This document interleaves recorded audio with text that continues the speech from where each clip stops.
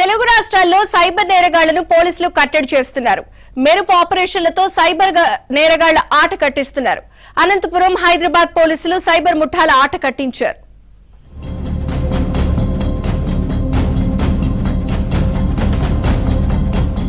అనంతపురం జిల్లాలో తొలిసారిగా cyber crime కేసులో పోలీసులు 41 లక్షలు రికవరీ చేశారు. రాయదుర్గానికి చెందిన సాఫ్ట్వేర్ ఇంజనీర్ నరసింహప్ప ఆన్లైన్ లో పెట్టుబడులు పెడుతూ లాభాలు పొందేవాడు. ఈ క్రమంలో ఓ నకిలీ ఇన్వెస్ట్మెంట్ యాప్ లో మొదట 12 లక్షలను పెట్టుబడిగా పెట్టాడు. దీనిపై రోజుల వ్యవధిలోనే 5.50 లక్షల లాభం వచ్చింది. ఆ డబ్బును తీసుకున్న నరసింహప్ప మళ్లీ ఒకేసారి తన ఖాతాలో ఉన్న 1.74 కోట్లను పెట్టుబడిగా పెట్టాడు. నగదు విత్డ్రా చేసుకోవడానికి యత్నించగా యాప్ పనిచేయలేదు. దీంతో తాను మోసపోయానని గ్రహించి రాయదుర్గం పోలీసులకు ఫిర్యాదు చేశాడు. పోలీసులు కేసు నమోదు చేసి దర్యాప్తు చేపట్టారు.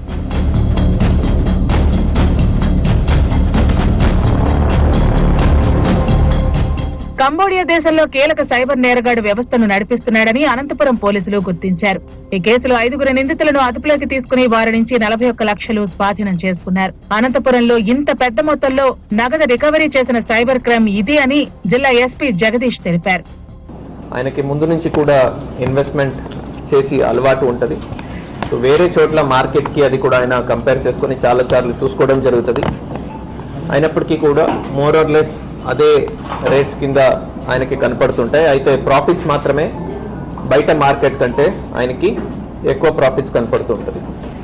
సో ఒక 1.2 crores ఆయన ఇన్వెస్ట్ చేసిన తర్వాత అరౌండ్ 2 crores 50 lakhs దాకా ఆయనకి రిటర్న్స్ కింద చూపిస్తూ ఉంటుంది. సో అమౌంట్ని ఆయన విత్డ్రా చేసుకోవడానికి ట్రై చేసినప్పుడు విత్డ్రాల్కి ఆప్షన్ ఆయనకి ఉండదు. 41,20,000 అమౌంట్ సీజర్ చేయడం జరిగింది. 8 సెల్ ఫోన్స్, ఒక car and 20 ATM cards, 15 sim cards, 5 bank passbooks and 10 cheque బుక్లు కూడా మనము సీజ్ చేయడం జరిగింది.